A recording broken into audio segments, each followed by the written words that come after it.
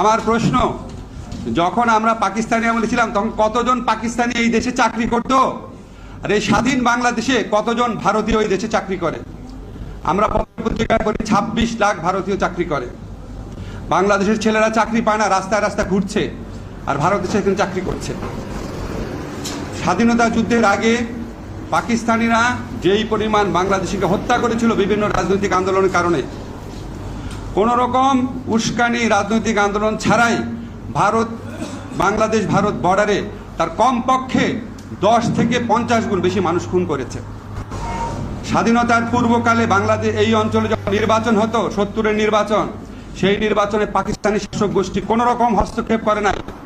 যদি করতো তাহলে তো বঙ্গবন্ধুর দল এরকম ভূমিধস বিজয় পেত না। আর স্বাধীনতার পরে এই সরকারের আমলে অন্য দেশ থেকে আমাদের নির্বাচনে হস্তক্ষেপ করে বাংলাদেশের মানুষের ভোটাধিকার হরণ করা হয়।